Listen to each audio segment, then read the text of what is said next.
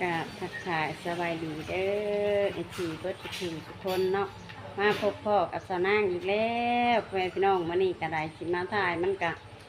ก็คือว่าลูกสาวหลานแหละพ่อแม่พี่น้องก็อาการแบบว่าฝนตกน้ำลงมันก็เนาะอากาศมันก็เปลี่ยนไปพ่อแม่พี่น้องก็เลยแบบเพิ่นบ่สบายสาวนางก็ว่าสีดงสีโนแต่มันหักบ่ทันเพราะว่าเพิ่นไข้คืนนี่ก็ว่าเช้านี่ก็ว่าบ่แห้งปานใดสาวนางก็เอายาให้กิน เพราะว่ามันนี่มันปัดตะแรงมากอะขอโทษขออภัยด้วยพี่น้องกับตะแรงมากแบบเพิ่นอาเจียนขึ้นมาแบบกินข้าวพอได้เลยสนางก็เลยเอามาสุกศาลาอยู่บ้านจุมพัดวิไลพ่อแม่พี่น้องเอาลูกมานี่ถ้าให้เพิ่นใช้หืดใช้ยาลงเบิงสนางก็ได้เนาะก็ไปติดตามน้ำกันก็อยากถ่ายให้ไอซีได้เห็นว่าไปทางใดคือเงียบบริเฮ็ดคลิปสนางบริไปถ่ายคลิปทางใดเลยมันนี่เพราะว่าสนางก็ เนาะคนผู้เดียวไปพี่น้องคนผู้เดียวก็คือลูกบ่สบายแหละสนางกับบ่มีกำลังใจสิไปทางใดก็อยู่คุมน้ำลูกกินหืดกินยาแหละสนางกันไปฉันกลับไปเบิ่งน้ำกันเลยพี่น้องเพิ่นสิใจยาให้ได้เนาะสนางก็มาฮอดแพทย์ฮอดหมอแล้วเพิ่นก็กวดให้กวดไข้กวดหยังเรียบร้อยพี่น้องทาไปเบิ่งน้ำกันมามาตึกเบ็ดพี่น้อง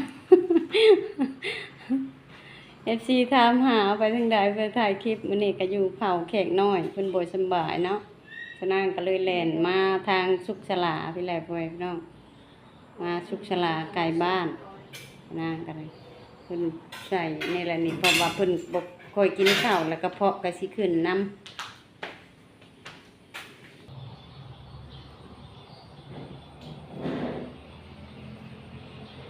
แม่บอกจะแล้วกินน้ำหลายๆ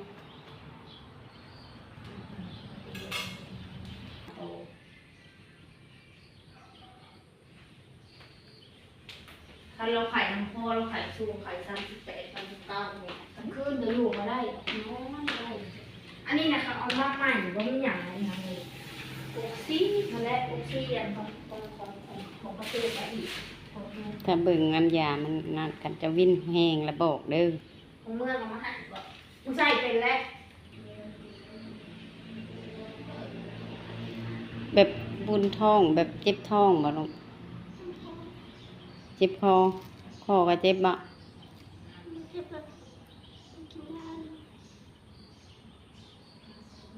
นั่นแหละแม่เว่าให้เจ้ากินข้าวหลายๆกินน้ำอดกินพยายามนอนให้เพียงพอมันเป็นมาแล้วมันก็ยากลูกเอ้ยไปทางใดแลนหันแลนนี่แม่ผู้เดียวครับอ่ะถ้าไปเบิ่งน้ำกันพ่อพี่น้องว่าเชิงใดเนาะไม่อยากห้ามบ่ลูกไกลสิเบิดนะ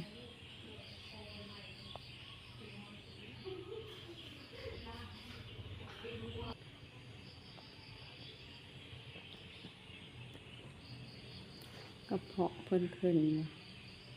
กินข้าวแต่เช้าเพิ่นแล้วเพิ่นก็กินข้าวบ่ได้เลยพ่อพี่น้องนางก็ได้มาถ้าเบิ่งว่าใส่แล้วแหละได้เมื่อบนเลยยายได้เมื่ออยู่แล้วเพราะว่าเพิ่นกวดเบิ่งไข่กะว่าบ่แห้งปานใดแต่โทษแต่ว่าเพิ่นแบบปูนท้องไข่บ่แห้งแต่แบบกินข้าวบ่ได้ยังแบบกระเพาะเพิ่นขึ้นน้ำคอกับแบบมันแดงอยู่น้อยหนึ่งมันก็บ่คันแห้งเพราะว่าเพิ่นเคยเป็นแต่ละเทื่อก็มีแต่เป็นคอแดงอะไรพวกนี้เนาะเป็นคอมิติดานเป็นคอแดงกันคอนี่ขึ้นแล้วก็ถือว่ามันก็ไข่แต่อันนี้มันขึ้นบ่แห้งเพิ่นกวดเบิ่งเลยใส่ต่อเลยอย่าดีไข่ให้เพิ่นเบิดกล่องเน่ก็คือสิได้เมื่อบ้านแหละจับเมื่อนอนบ้านกะสิประมาณอยู่ต้องอยู่2 ทุ่มก็คือสิได้เมื่อกะสิบ่เฮิงได้นี่ประมาณอยู่ชั่วโมงหนึ่งไว้เนาะ เพราะว่าเพิ่นบ่ได้เป็นไว้นี่มันเป็นยาดีไข้ยายังจะนั่งกับบ่ฮู้เนาะเพิ่นว่าเป็นยาดีไข้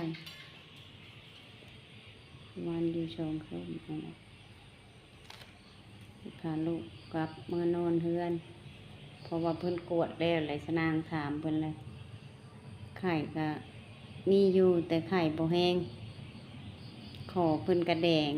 มันแบบมันแดงอันนั่นนี่ชื่อแต่มันบ่ได้ไข่คือตะกี้มันหักก็เริ่มเป็นนี่แหละพ่อแม่พี่น้องพาไปเบิ่งนํกันเนาะว่ามันสิได้เมื่อจักโมงนางก็ได้เบิดแล้วพ่อแม่พี่น้องโอเคหน่อยกลับบ้าน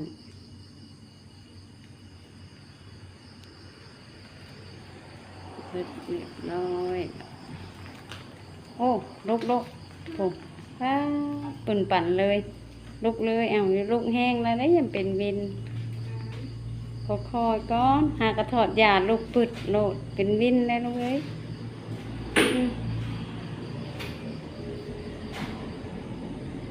ใครก็ค่ายารวมเบิด380,000เบิดเรียบร้อยจะเผาติงลูกนุ่งเสื้อคอยนุ่งเสื้อเพราะว่าเจะชิลุกแห้งแล้วก็บ่ได้แล้วมันเป็นวิน380,000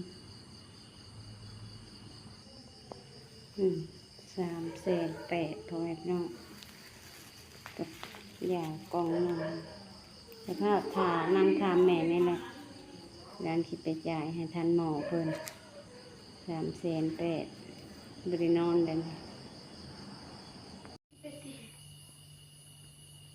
มาหอดเฮือนแล้วไปพี่น้องยังอยากหาวะลูกน้องกินข้าวกินอันนี้ข้าวหุงปลาบริหุงใช่มันที่ทันบ่ กินขนมไข่กัน นี่ขนมไข่ตัวน่ะสาวไปให้นี่ขนมไข่กินขนมไข่กับมันบ่เช่ากะเอิ้นคือสิพาไปหงหมอใหญ่แล้วพ่อแม่พี่น้องไปกดเลือดเพราะว่าในนี่เพิ่นบ่มีบนกดเลือดอันนี้ค่ะแค่แท้นั่นจะชื่อบ่ฮู้ว่ามันสินั่นหรือบ่ก็ยังแหมอยู่กับโตนี่ค่ะแต่คันไปพุ่นแล้วก็คือสิแบบว่าฮู้จักคักเพราะว่ากดเลือดกดยางนี่ถ้าเบิ่งมาอื่นเลยกินขนมก่อนกินขนมกินนมเลยนมบ่เข้ากินเพราะว่ามันเฮ็ดให้อยากหาลูกมาพ่อแม่พี่น้องมาแต่เอาลูกไปหาหมอหากะกินข้าวมาเด้อพ่อแม่พี่น้องกินข้าวน้ำชะนางกินอันยังกิโลแล้วก็ข้าวหมูยัง5 กิโลแล้วก็ฉะนั้นออกไปนั่นเลยมาแล้วกันอุ่นน้ำเป็ดน้ำข้าวเคาะเกลือไก่อีกแล้วจะบุกินมาลูกมันกินข้าวที่นั่งกับที่หุงข้าวมันก็คงที่ปวดท่านเพื่อนพี่น้องมันกันเนาะเพื่อหุงข้าวชุกกับชิเด็กปูลูกกับปัจจินอนอีกกินขนมแล้วก็น้ำไข่ในข่าวมันไปหายน้องเขียวน้องชนะกับแม่ข่าวแหละเพิ่นมาไปนอนชุกลานน้ำชนะเราไปหาชนะก็เลยว่าไม่ได้นอนชนะที่เมื่อว่ะเพราะว่าเพิ่นกวดเพิ่นใช้ยาเพิ่นก็บอกว่าเป็นยังแห้งเมื่อได้เป็นว่าชนะก็เลยว่าเมื่อเพิ่นใช้ยาให้ช้องถุงพ่อแม่พี่น้องชนะก็เลยบอกให้เราเมื่อก่อนว่าจะน้อยเฮาก็เมื่อยาเบิดเฮาก็เมื่อถ้าเบิ่งคันบ่เช้ากะที่ข่าวชิโน่ไปเลยไปน้องเขาห้องหมอใหญ่ห้องหมอทหารไปเลยมาอยากกินข้าวฉะนั้นอดเบิดมื้อบ่กินข้าวเลยงัวฉะนั้นกับเป็นย่ายปะให้แม่ย่ายนอกเลยอุ่นน้ำลูกอันแหละเพราะว่าลูกแต่เช้านี่ก็ว่าเจ็บคอซื่อ เจ็บคอชื่อๆแล้วบัดนี้ชะนางก็เลยพาเพิ่นไปมันมีห้านยาเด้เพราะว่ามีห้านยาเพิ่นก็กวดคือกันนั่นนี่ก็ได้ชะนางก็เอาเพิ่นไปอยู่นี่พ่อแม่พี่น้อง เอาเพิ่นไปอยู่นี่แล้วกวดแล้วบัดนี้เพิ่นว่าเจ็บคอแล้วเพิ่นนี่เพิ่นวางยาให้กินวางยามาแล้วชะนางก็ให้เพิ่นกินข้าวแล้วเรียบร้อยแล้วชะนางก็เอายาให้เพิ่นกินเอายาที่ว่าหมอเพิ่นวางให้กินนั่นแหละกินแล้วบัดนี้ชะนางก็อยู่จักก็เฮิงเติบแหละแต่เช้าเนาะแต่ว่าบ่ได้เป็นหยังชะนางก็อยู่เบิ่งโรคก็ว่าบ่เป็นหยังคันว่าเพิ่นเป็นแต่เช้านี่แบบเป็นแห้งชะนางก็ไปหาหมอแต่เช้าพุ่นแหละพ่อแม่พี่น้องอยู่เพราะว่าประมาณอยู่3 โมงปลายนี่แหละเพิ่นเลยแบบว่าแบบปุนท้องแบบนี่ท้องแล้วก็แบบหักเลยบัดนี้ค่ะมันหักชะนางกับอยู่มันค่ำแล้วก็แล่นออกไปผูกงัวยันแม่ชะนางเพิ่นบ่ฮู้ได้ชะนางบ่บอกเพิ่นเนาะชะนางก็แล่นออกไปผูกงัวไว้แล้วบัดนี้ม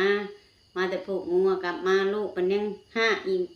ยังหักบ่เศร้าว่านี่เพื่อหั่นนี่พ่อแม่พี่น้องก็เลยค่ำเนาะ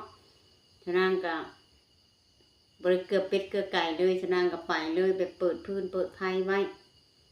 ยังดีแต่ชะนางอาบน้ำแล้วแล้วชะนางออกไปผูกงัวชะนางอาบน้ำแล้วไปผูกงัวไว้บัดนี้กลับมาลูกก็แบบเมื่อยยังหักตลอดเมื่อยยังหักนางก็เลยเอาไปว่าไปชุกฉลากก่อนเพราะว่ามันค่ำมันมืดคันสิขาวสิน้อยชะนางก็ขับรถก็คงสิลำบากมันตกอยู่พอดี5 โมงเพิ่นก็บ่อยากไปแหละชะนางแหละชูชีเอาเพิ่นไปทีแรกชะนางไปตะเวนลูกว่าบ่ไปแล้วจังอยู่ไปอยู่มาจนฮอด5 โมงพ่อแม่พี่น้อง5 โมงบัดนี้มันกลับบ่ไหวแล้วละไปแม่ก็พาไปชะนางก็เตรียมประหงประปกก็ว่าสิไปนอนพุ่นนั่นแหละบัดนี้ไปฮอดแล้วเพิ่นกวดก็ว่าไข้ค่ะขึ้นบ่แห้งคอเพิ่นก็มันแดงซื่อๆว่าแม่ขอแดงเพิ่นก็ฉีดยาให้ใส่หืดใช้ยาให้เพิ่นก็ว่าเมื่อได้เพิ่นว่าบ่เป็นหยังก็ถ้าติดตามอีกมื้อนี้นำกันแล้วพ่อแม่พี่น้องว่าสิหลุดเลยบ่สิเศร้าบ่หรือจังใดเนาะคันถ้าว่าบ่เศร้าชะนางก็สิถ่ายคลิปลงไปให้ FC ได้เห็นอีกก็สิเข้าในเมืองพุ่นแหละพ่อแม่พี่น้องมื้ออื่นก็ถ้าว่าลูกบ่เศร้าก็ได้เนาะก็ไปบ่อนแบบมันชุดนั่นแหละเพราะว่าคุมื้อนี่ชะนางก็ย้านเพราะว่าเรื่องเป็นไข้ชะนางย้านเพราะว่ามันมีอยู่ในบ้านนี่แหละมีเด็กน้อย3 ปีนี่แหละไข้แบบว่าไข้แบบพ่อแม่ก็พาไปหาหมอคือกันแหละแบบไปใน